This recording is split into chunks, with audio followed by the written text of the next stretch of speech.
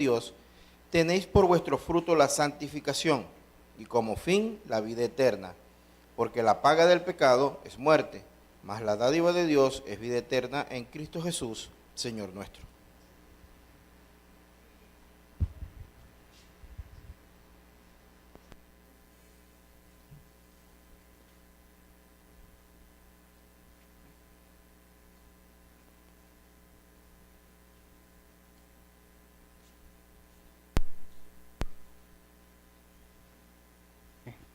Bien, hermanos, buenos días, Dios les bendiga. Qué bueno es el Señor en su bondad que nos ha salvado y ahora nos llama a vivir para su gloria y que este propósito se pueda cumplir en nosotros. Y es por supuesto para su gloria y nosotros hallamos bien a vivir como Él quiere que nosotros lo hagamos. Vamos a orar, vamos primeramente a leer esta porción de las Escrituras y posteriormente vamos a estar orando. Ubique ahí en su Biblia Colosenses capítulo 3 versículos 9 al 11. Colosenses 3 del 9 al 11. No mintáis los unos a los otros, habiéndoos despojado del viejo hombre con sus hechos y revestido del nuevo, el cual conforme a la imagen del que lo creó, se va renovando hasta el conocimiento pleno, donde no hay griego ni judío, circuncisión ni incircuncisión, bárbaro ni escita, siervo ni libre, sino que Cristo es el todo y en todos. Amén. Oremos. Gracias, Señor, porque nuevamente nos das la oportunidad de seguir meditando en tu palabra, y es nuestra oración que por ella seamos guiados no solamente a una correcta comprensión de tu propósito en nuestras vidas, sino que también podamos vivir conforme a ello. Que puedas motivarnos por tu palabra y guiarnos cada vez más hacia Cristo. Permite, Señor, que podamos entender el pasaje de hoy y que podamos crecer en la gracia. Que use, Señor, esta herramienta, Señor, mi vida para poder guiar a mis hermanos. En tus manos estamos, oh Dios. En Cristo Jesús oramos. Amén y amén. Creo que ya pudo haber leído el título del sermón de hoy, El pecado que cambió nuestra imagen. En un momento vas a ver cuál es ese pecado.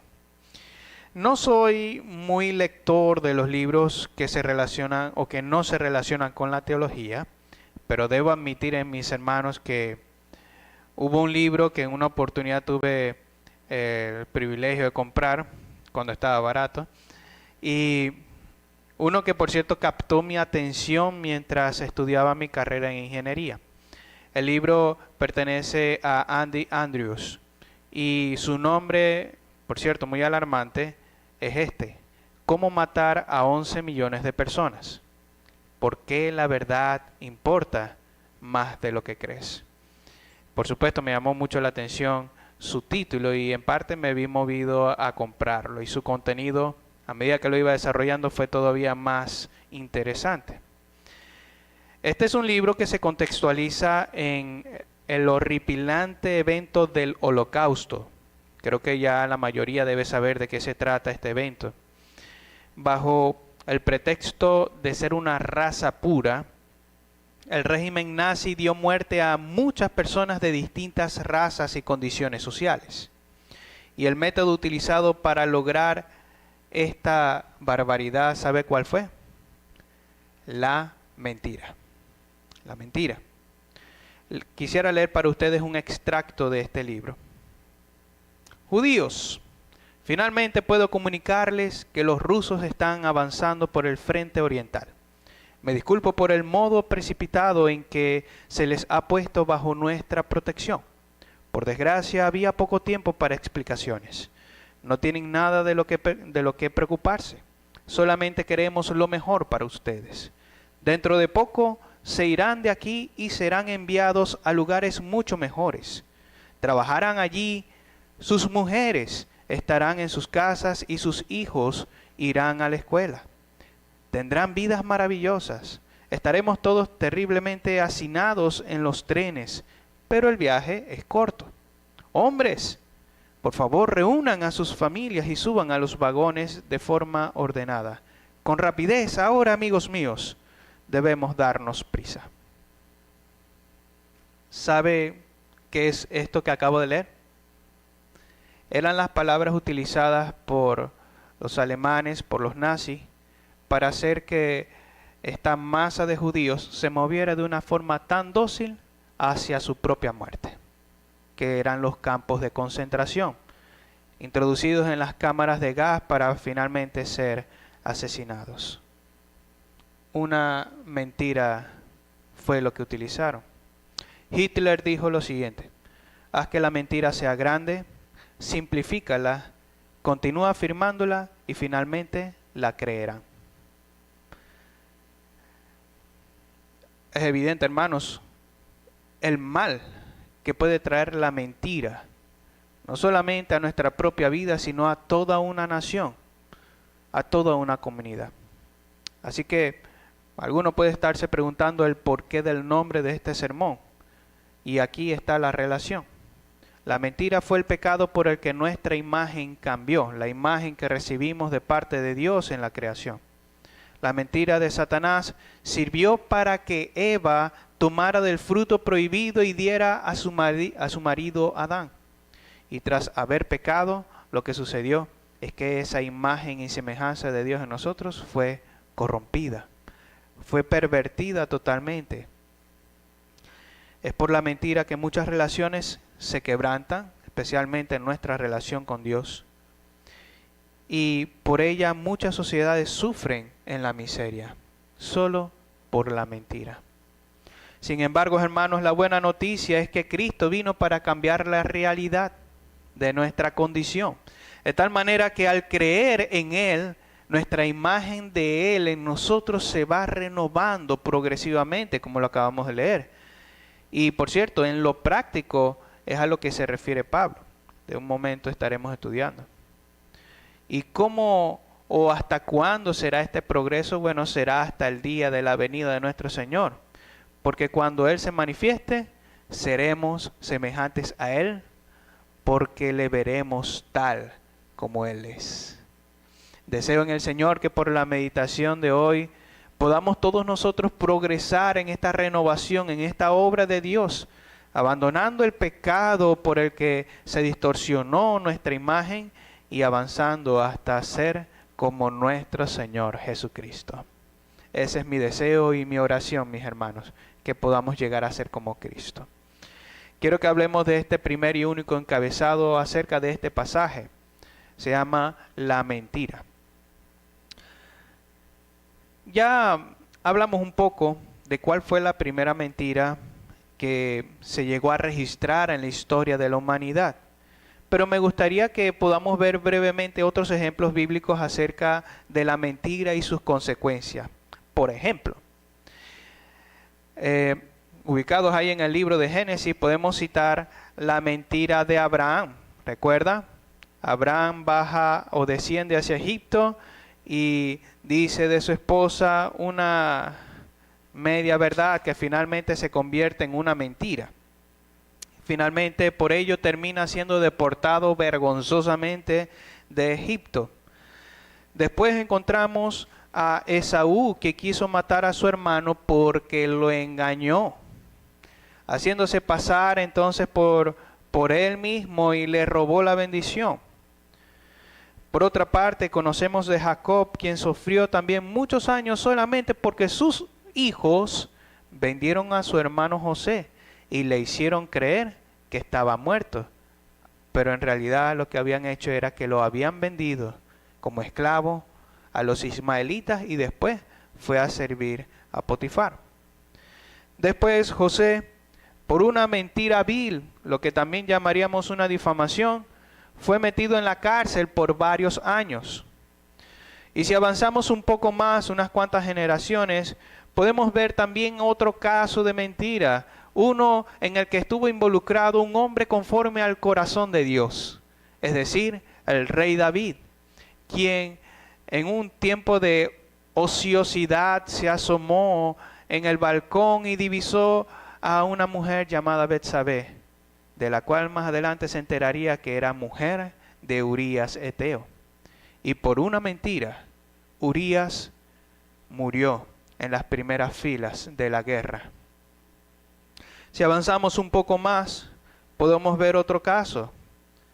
Por una mentira que alguien llamaría una mentira blanca o una mentira piadosa, que no tiene nada que ver con eso, Ananías y Zafira murieron.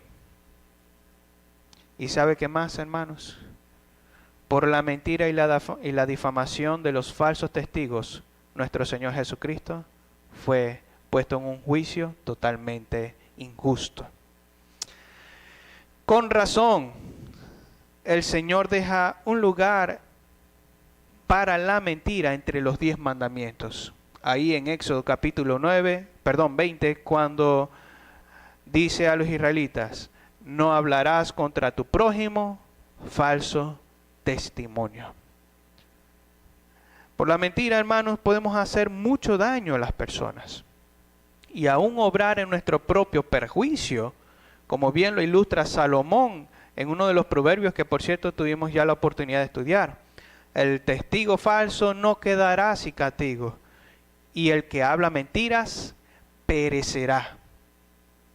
Y aparte de ello, cuando hablamos de la mentira, podemos hablar de ella como uno de los pecados que Dios abomina sobremanera, como también lo leímos en Proverbios capítulo 6. Finalmente, hermanos, dice el libro de Apocalipsis, mas los perros estarán fuera, hablando de la santa ciudad, y los hechiceros, los fornicarios, los homicidas, los idólatras, y finalmente dice esto, y todo el que ama y hace mentira.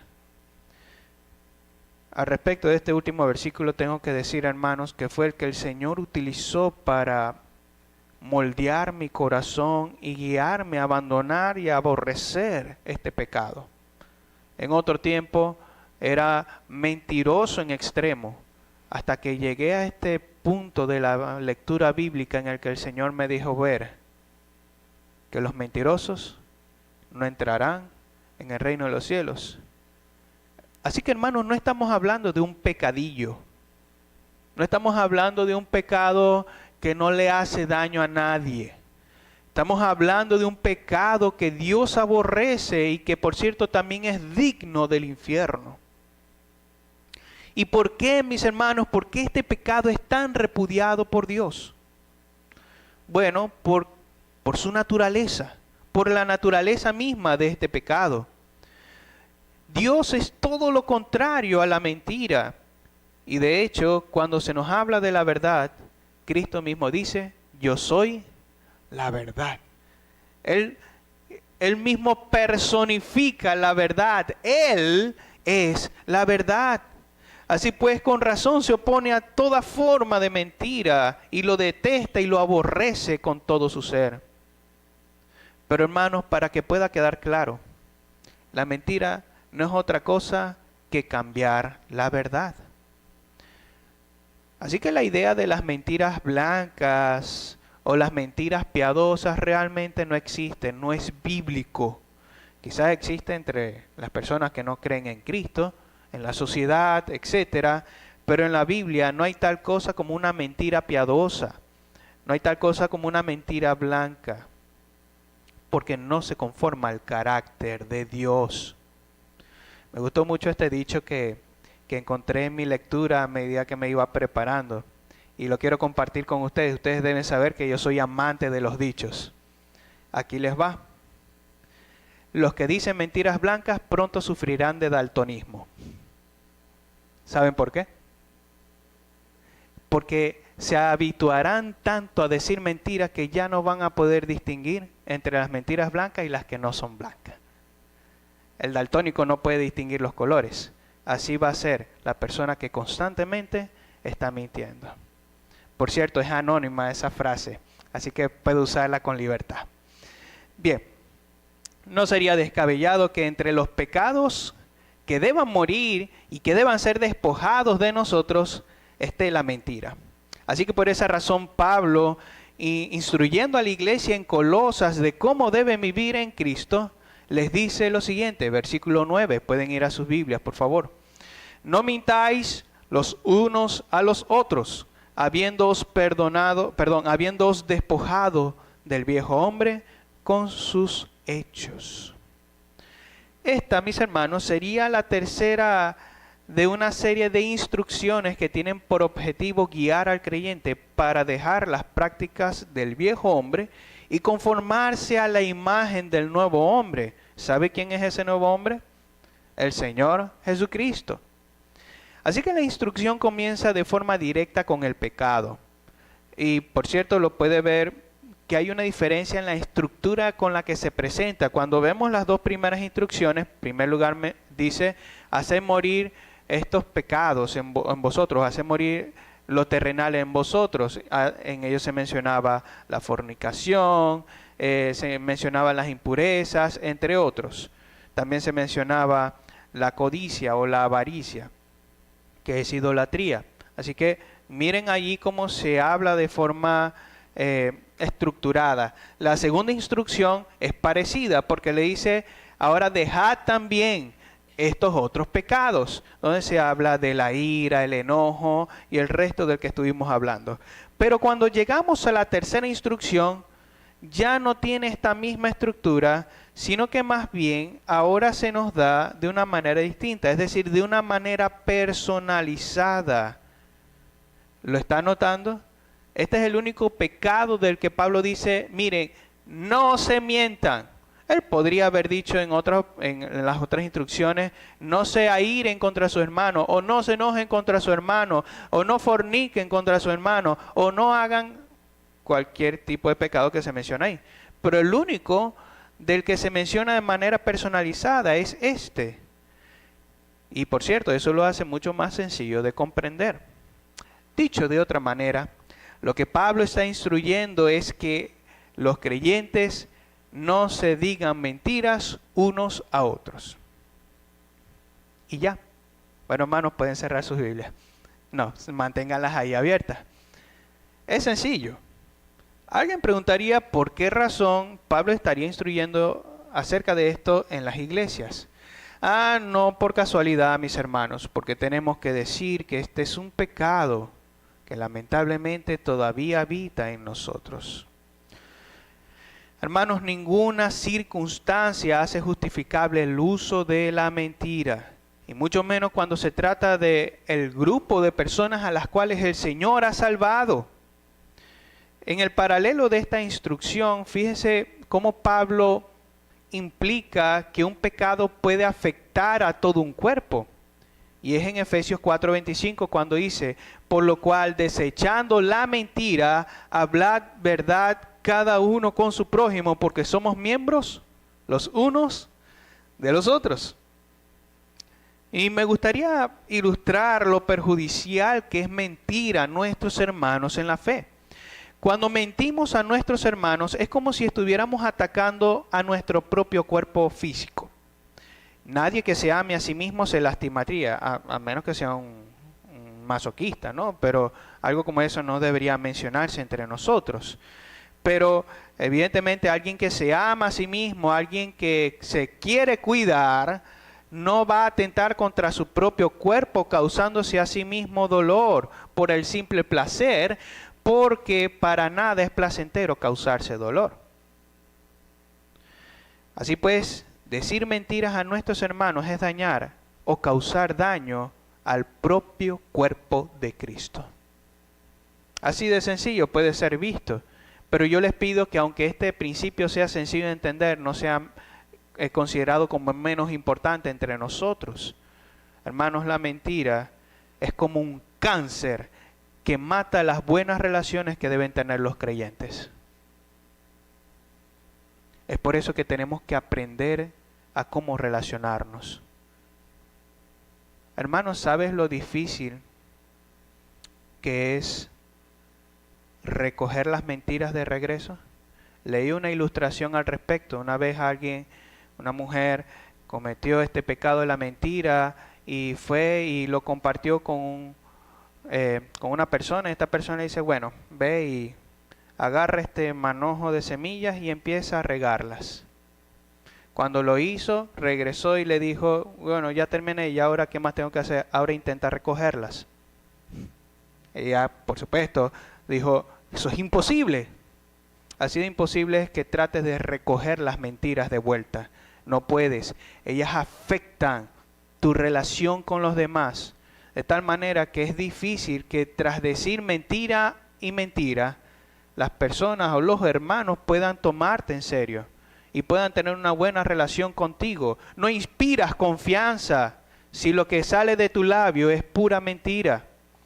Y cuando tengamos que atender un caso serio y tú eres una persona mentirosa, ¿sabes a quién nos vamos a llamar? A ti. No te vamos a llamar y es probable que te vayamos a pedir que te arrepientas, y si no lo haces puedas caer en un caso de disciplina. Porque la mentira no es cualquier pecado, no es un pecadillo, mis hermanos.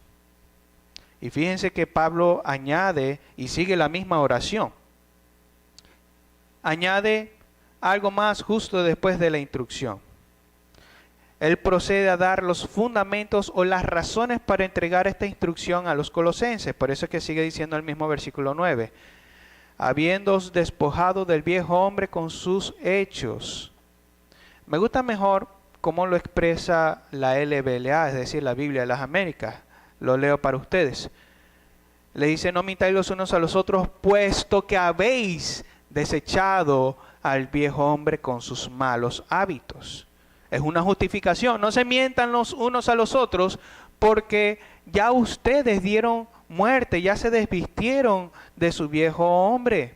Aquí se está instando a los creyentes, y en todo lugar, por cierto, y en todo tiempo, que ya no se mientan los unos a los otros, porque se han desvestido o se han dejado de asociar con lo que eran en otro tiempo, con sus malos hábitos. Es evidente que de manera metafórica se está refiriendo a una vida característica antes de creer en Cristo. ¿Cómo éramos antes de creer en Cristo? Bueno, no solamente practicábamos la mentira, practicábamos toda clase de pecados. Así que al creer en Él, en el Señor, evidentemente ese viejo hombre murió ¿con quién? Lo estuvimos estudiando en la carta de los Colosenses. El viejo hombre murió juntamente con Cristo en la cruz de Calvario. Ya ese hombre no debe existir. No debemos ser relacionados de ninguna manera con nuestra identidad pasada. Y por esa razón, las mentiras deben cesar en el cuerpo de Cristo. Pero notemos que hay también otra razón para no mentirse. Ya vimos la primera. La primera es que hemos muerto al viejo hombre, nos hemos desvestido del viejo hombre. Pero fíjense cómo el versículo 10 añade otra razón. Y revestido del nuevo, el cual conforme a la imagen del que lo creó se va renovando hasta el conocimiento pleno. Este segundo fundamento, o lo que es también una segunda razón para esta instrucción, se debe a que fuimos vestidos del nuevo hombre. Naturalmente, ¿verdad? Una vez que morimos al viejo hombre, vivimos en el nuevo. Es evidente, hermanos, que aquí este nuevo hombre es una referencia directa a nuestro Señor Jesucristo. Estos dos fundamentos entonces están relacionados íntimamente con esta nueva identidad que tenemos en Cristo. Con razón Pablo pudo decir a los Gálatas, ya no vivo yo, mas vive Cristo en mí. Ahí está nuestra nueva identidad.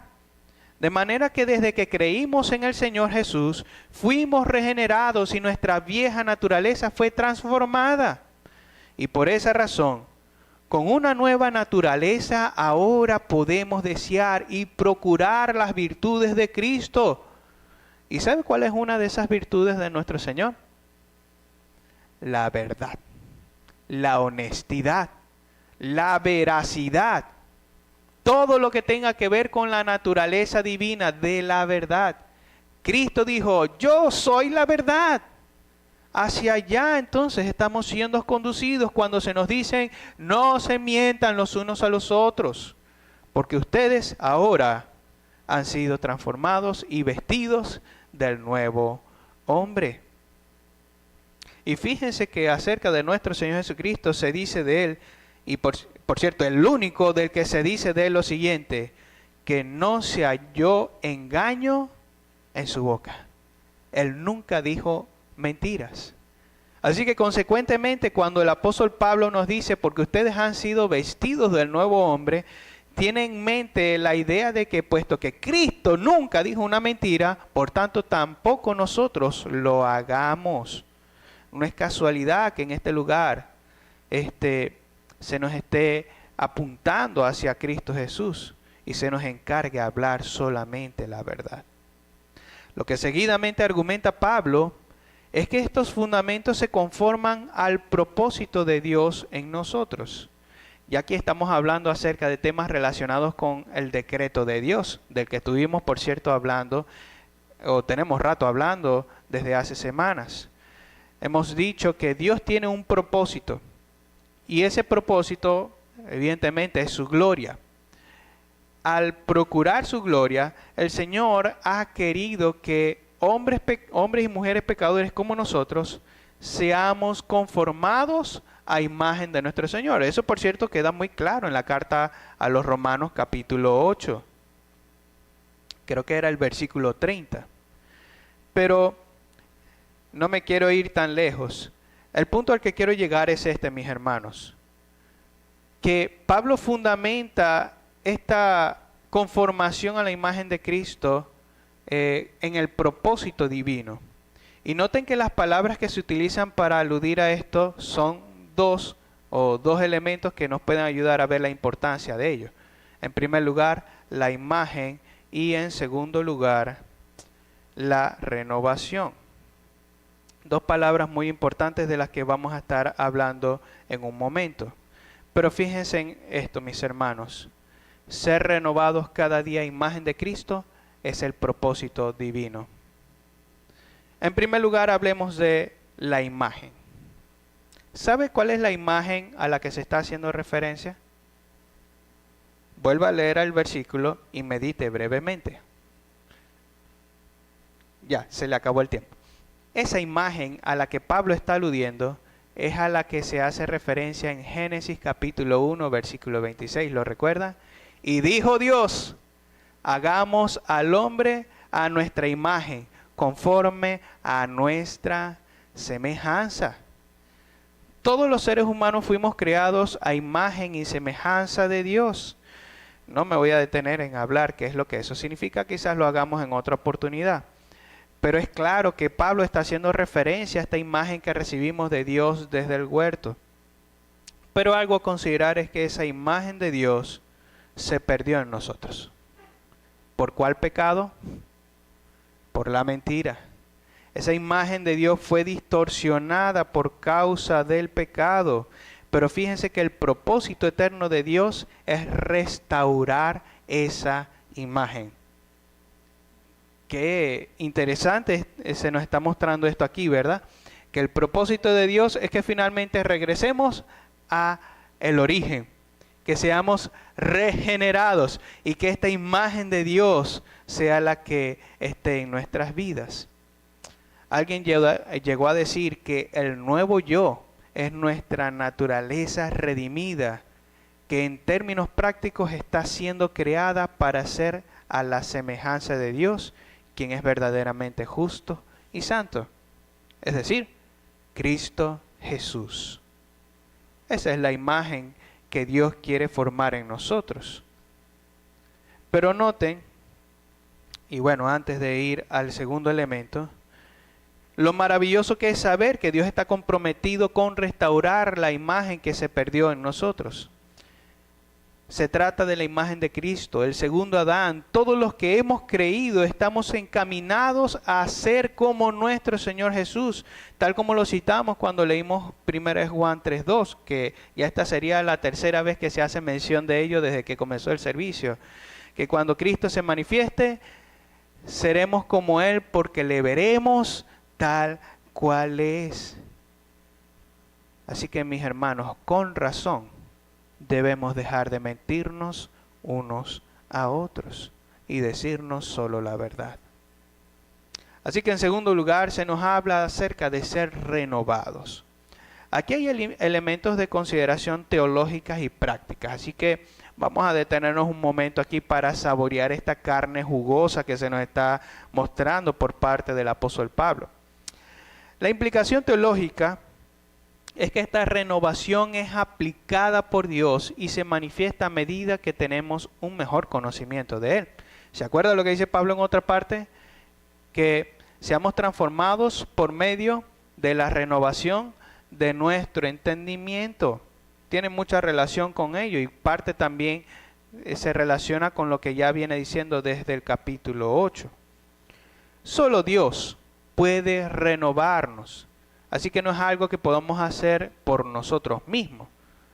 No es como que, bueno, tengamos tal capacidad. Hermanos, necesitamos a Dios en esta renovación, no solo porque Él es el que obra esta bendición en nuestras vidas, sino también porque Él es el que nos concede el poder conocerle. ¿Se da cuenta de lo dependientes que somos del Señor? Me recuerda esas palabras que dijo Pablo a los Corintios. Pablo plantó, Apolos regó, pero el crecimiento lo da Dios. Dependemos de Dios. El Espíritu Santo de Dios es el que nos puede ayudar a comprender estas verdades, porque las cosas espirituales se han de discernir espiritualmente. ¿Y cómo vamos a poder hacerlo si no es por el Espíritu de Dios? Otro versículo que alude a eso es 1 Corintios 12:3, donde dice que nadie puede llamar a Jesús el Señor a no ser por el Espíritu Santo. Miren cómo todas estas cosas son posibles solamente porque el Señor las está obrando en nosotros. Es un progreso en esta conformación a la imagen de Cristo y es una obra divina. Así que hablamos de esto teológico, pero también tenemos que hablar de algo práctico. Debemos decir que aunque es una obra de Dios, no por ello debemos quedarnos de brazos cruzados. Sí, Dios tiene este deseo de santificarnos, que por cierto ya se nos ha revelado en la carta de los tesalonicenses que esta es la voluntad de Dios, vuestra santificación. Así que me voy a quedar de brazos cruzados y Dios es el que me va a santificar. Y cuando se me presente alguna tentación no voy a hacer nada, más bien voy a caer en pecado porque al final Dios me santifica. No, de hecho leímos hoy en la lectura pública que si hemos muerto al pecado, entonces ¿qué? Debemos abandonar nuestra maldad, los hábitos del viejo hombre. Si hemos resucitado juntamente con Cristo, ya no podemos seguir viviendo en nuestros pecados. O sea que aquí hay un llamado a la acción. Nuestro conocimiento de Dios no vendrá de forma especial, como sucedía en otro tiempo, sino que viene por medio de nuestra exposición a la palabra de Dios. Y a medida que leemos, el Espíritu Santo, conforme a su voluntad, ilumina nuestros corazones. Y a medida que más conocemos al Señor, más vamos siendo conformados a imagen de Cristo, para finalmente dejar de mentirnos unos a otros. Lo que hice en un momento fue ir de adelante para atrás, mostrando todos estos fundamentos por los que no debemos mentirnos unos a otros. Y finalmente consideremos el versículo 11. Donde no hay griego ni judío, circuncisión ni incircuncisión, bárbaro ni escita, siervo ni libre, sino que Cristo es el todo y en todos. Esta última declaración, por cierto, no es tan complicada. No se sabe mucho del por qué Pablo habló acerca de estas distinciones sociales, raciales y religiosas, pero es evidente la razón por la que Pablo finalmente habla de estas cosas. Alguno puede llegar a pensar que en las iglesias de Cristo hay cabida para lo que llamaríamos las castas, término mayormente utilizado en otras partes. Pero la realidad, mis hermanos, es que en el cuerpo de Cristo no hay privilegios. No es como que, bueno, Él es el ojo de este cuerpo, así que debe tener un lugar prominente entre nosotros, debe ser recibido como el ojo que es. O las manos. No, los que son ricos deben estar aquí adelante y deben ser tratados con bastante privilegio. No, en la iglesia no hay este tipo de cosas. Finalmente todos hemos entendido que somos esclavos de Cristo y que nos servimos unos a otros y que el que quiere ser el mayor debe ser el que sirve. O sea que no hay distinciones en el cuerpo de Cristo. Pablo deja ver claramente que lo que vale dentro de la iglesia es una persona. ¿Sabe quién es? Cristo. Otra vez el pastor hablando de Cristo. No, no soy yo. Bueno, sí soy yo, pero finalmente es Dios mismo mostrándonos en su palabra, diciendo una y otra vez, Cristo, Cristo, Cristo. La gloria es de Cristo. Y es aquello a lo que está apuntando el apóstol Pablo aquí. Él quiere que podamos ver que todos los que hemos creído y que formamos parte del cuerpo de Cristo, estamos todos involucrados en esta obra del Señor. ¿Y cuál es esta obra o propósito divino? Ser conformados a imagen de nuestro Señor. Les comenté al principio en la introducción que Hitler hacía distinciones entre las razas. Él decía que los judíos debían morir porque ellos no eran una raza pura. Miren hasta qué punto llegó este hombre a pensar y cómo llegó a aplicar esta filosofía matándolos por medio de la mentira. Hermanos, es necesario que entendamos que dentro de la iglesia no hay tal cosa como personas más sobresalientes o personas más puras o personas con rasgos más característicos que otros. No. Aquí en la iglesia el único centro y que debe ser adorado es Cristo Jesús y no otro. Estamos siendo conducidos hacia Cristo. Él es la imagen a la que estamos siendo conformados y la razón por la que tenemos que evitar toda forma de pecado. Cuando vivimos de tal manera, mis hermanos, por supuesto que las personas podrán fijar sus ojos no en nosotros, sino en aquel que nos salvó.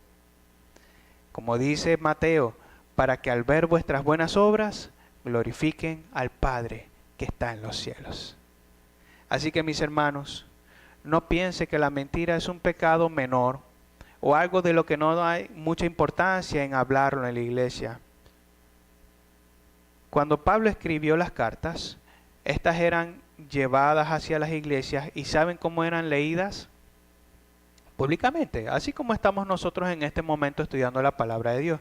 Públicamente alguien leía la carta del apóstol. Y el hecho de que se dijera públicamente, no se mientan los unos a los otros, debía ser de suma consideración. Si no fuera algo importante, no se mencionara, ¿verdad? Pero es evidente su importancia para la iglesia. Mis hermanos, por esta razón es que nosotros debemos evitar el pecado de la mentira entre nosotros.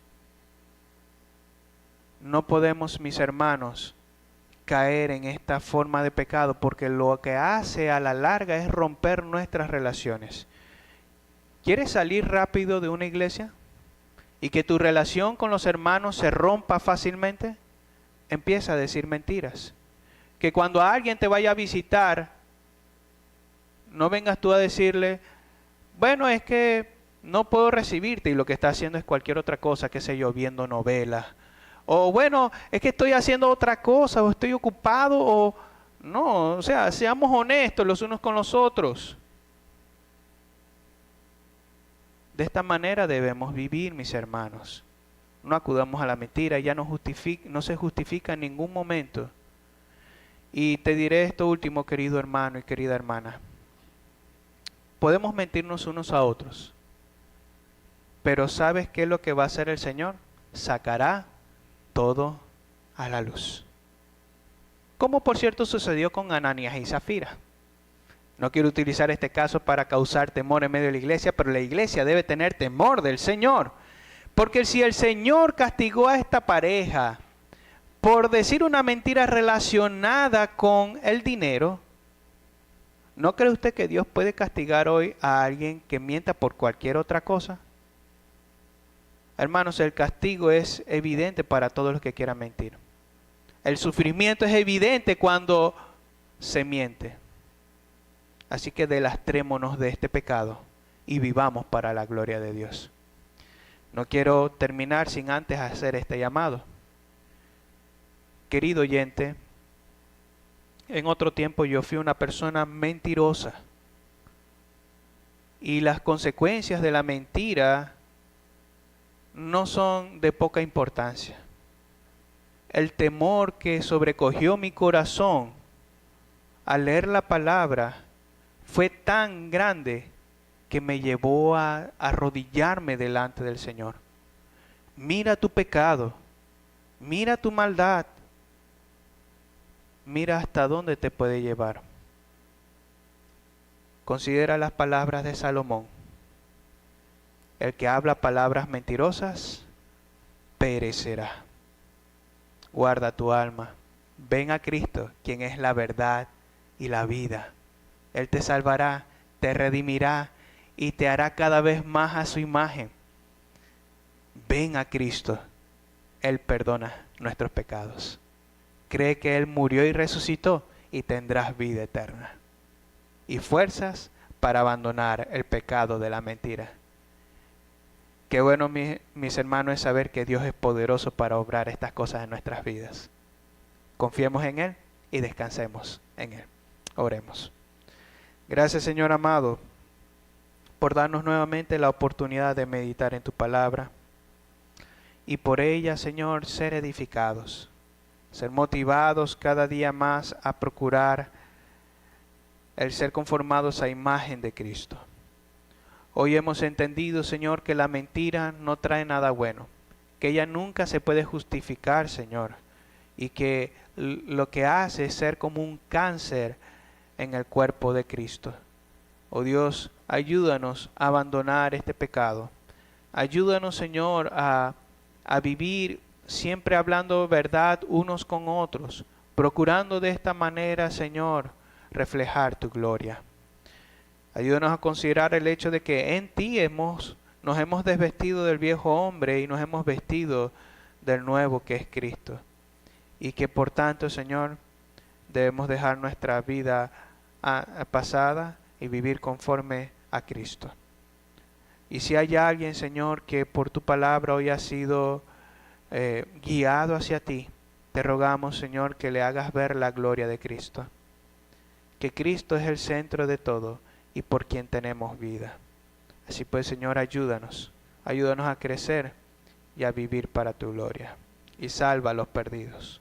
Oramos por estas cosas en el nombre de nuestro Señor Jesucristo. Amén y amén. Bien, mis hermanos, vamos a celebrar la ordenanza del Señor, la cena del Señor, esta santa comunión. Así que quiero pedirle a los diáconos, por favor, que se puedan preparar para servir los elementos. Y a todos los miembros de la iglesia les invito a que se puedan colocar de pie, por favor. Y al Ministerio de Alabanza les pido que puedan pasar adelante.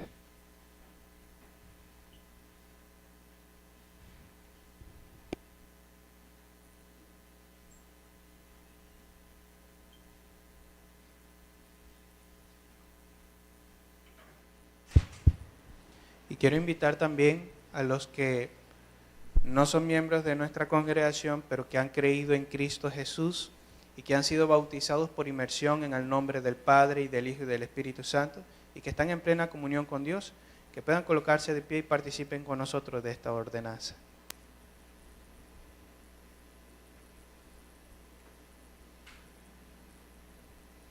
Mis hermanos, el Señor nos llama a examinarnos, de manera que así evitemos el castigo de nuestro Señor, esta reprensión hecha por Dios.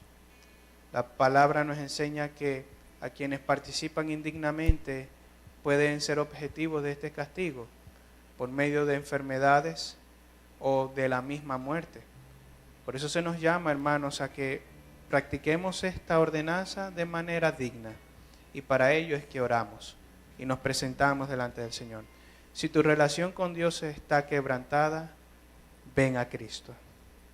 Si tu relación con algún hermano está quebrantada también, en Cristo, reconcíliate con tu hermano o tu hermana y participemos de esta santa comunión para la gloria de Dios. Vamos a orar. Hermano Ender nos dirige en oración, por favor.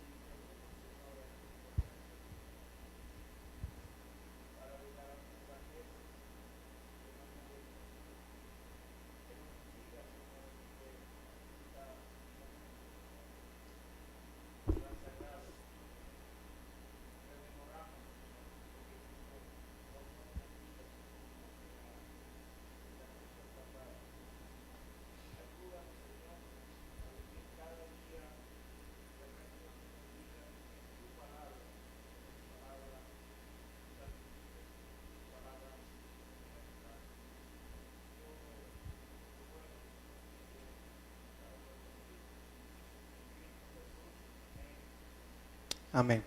Y mientras los elementos son repartidos, vamos a cantar este himno. Gracias, Cristo.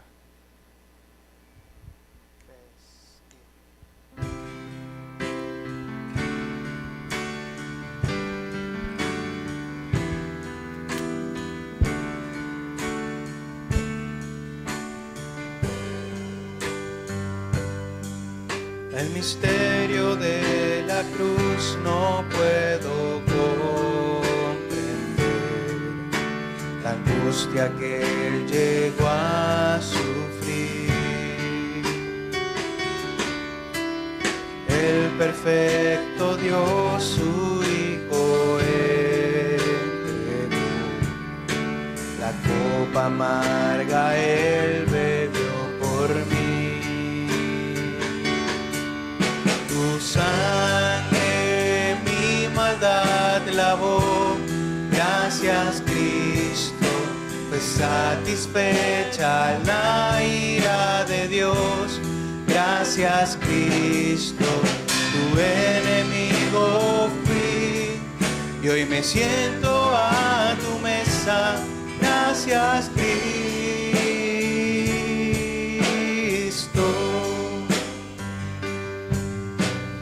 Por tu sacrificio me acercaste a ti, quitaste toda enemistad. Tu gloriosa gracia derramaste en mí, tu misericordia es sin igual. Sangre mi maldad lavó, gracias Cristo, fue satisfecha la ira de Dios. Gracias Cristo, tu enemigo fui, y hoy me siento a tu mesa. Gracias Cristo.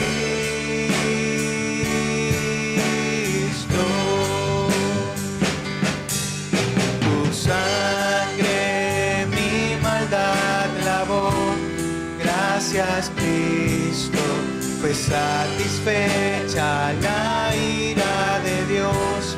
Gracias Cristo, tu enemigo fui, y hoy me siento a tu mesa.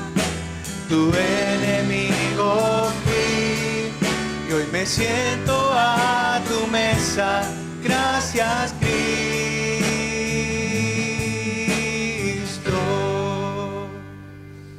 Señor, gracias por dar tu vida por nosotros. Gracias por rescatarnos. Gracias, Señor, por derramar tu sangre para que ahora nosotros seamos partícipes, inmerecedores de este nuevo pacto. Gracias por darnos ahora esta comunión con Dios. Antes no teníamos ningún derecho, ni aún hoy, porque no tenemos nada en nosotros mismos que nos haga partícipe, sino que Cristo, tú, Señor, por tus méritos es que ahora podemos sentarnos a tu mesa y disfrutar de esta maravillosa comunión. Ayúdanos, Señor, a participar de esto, haciendo memoria de todo lo que tú hiciste para que nosotros ya no andemos en pecado, sino que vivamos en nueva vida. En Cristo Jesús. Amén y amén. ¿Tienen todos los elementos de la cena? ¿Falta alguno por ello? Nuestra hermana Carleni, por favor. Vamos a esperar, mis hermanos.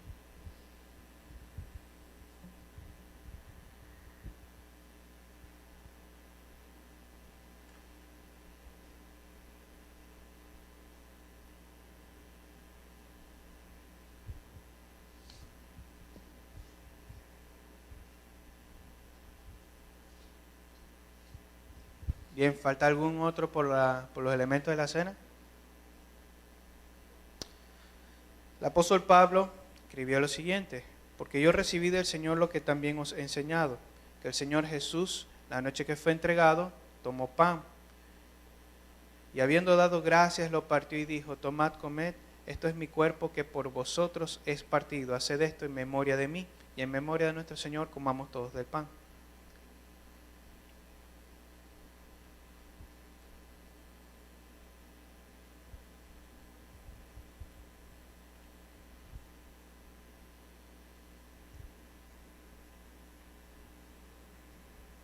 Asimismo tomó también la copa después de haber cenado, diciendo: esta copa es el nuevo pacto en mi sangre.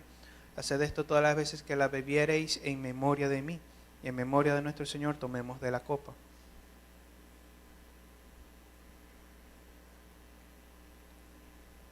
Así pues, todas las veces que comiereis este pan y bebiereis esta copa, la muerte del Señor anunciáis hasta que Él venga. Hermanos, sigamos testificando de nuestro Señor, que murió y resucitó y ascendió y viene pronto. Pueden tomar asiento, mis hermanos. Quiero darle la bienvenida a todos. Qué bueno es poder celebrar juntos estas misericordias de nuestro Señor, cantar de su gloria y de sus maravillas, que son incontables. Si pues, hermanos, gocémonos. Cada vez que nos reunamos y vengamos delante del Señor, gocémonos porque el Señor es nuestro Salvador. Ha hecho una gran obra en nuestras vidas. Quiero entonces, hermanos, darles la bienvenida a todos y a los que están también viendo la transmisión. Dios les bendiga. Pero en el Señor que por la meditación de su palabra y esta también cantada y orada podamos cada día ser conformados a imagen de nuestro Señor.